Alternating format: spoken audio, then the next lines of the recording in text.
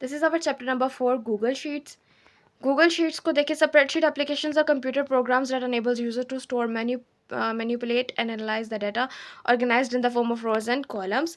Google Sheets allows users to create, edit, and collaborate on online spreadsheets from any device. It is connected to other Google apps and enables users to present their press spreadsheets on Google Meet. Google Sheets क्या है? ये भी मिलती जुलती किसके साथ है? Spreadsheet के साथ मिलती जुलती, जिसमें हम स्प्रेडशीट्स में क्या थे, रोज थी हमारे पास, कॉलम्स थी, सेल्स थे जिनके अंदर हम डाटा लिख रहे थे, डाटा को सेव कर रहे थे, उसको मॉडिफाई कर रहे थे।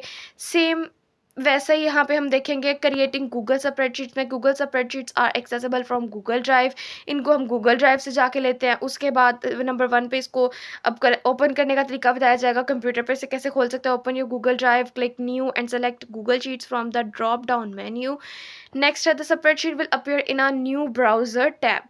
यहाँ पे कुछ इंटरफेस आपको दिखाया गया, जो आपको बताया गया उसका इंटरफेस यहाँ पे दिखाया गया कि जैसे आप गूगल ड्राइव पे जाएंगे, न्यू प्लस न्यू का ऑप्शन है, वो उसको क्लिक करेंगे, उसके बाद एक और आपके पास बाहर आएगा, उसमें से आप गूगल शीट्स को सिलेक्ट करेंगे।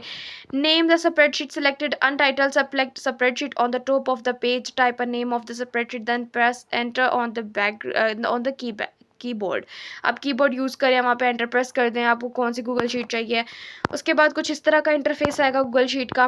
There is no save button because Google Drive uses auto save which is automatically and immediately saves your file as you edit them.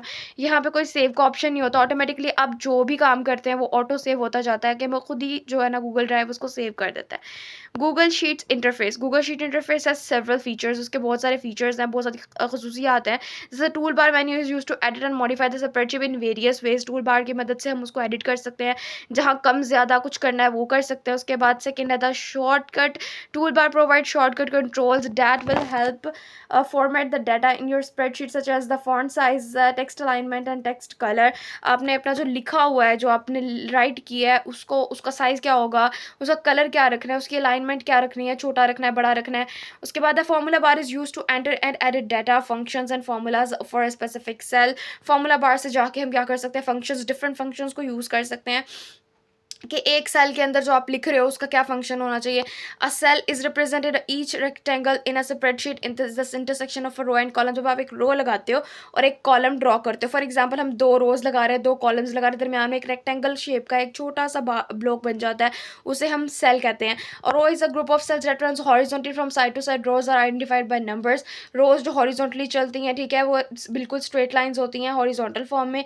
और कॉलम क्या होता है, column is the group of cell that runs vertically from top to bottom, ऊपर से लेकर नीचे तक जो लाइन लगती है वो उसको कॉलम कहते हैं। हम columns are identify by letters.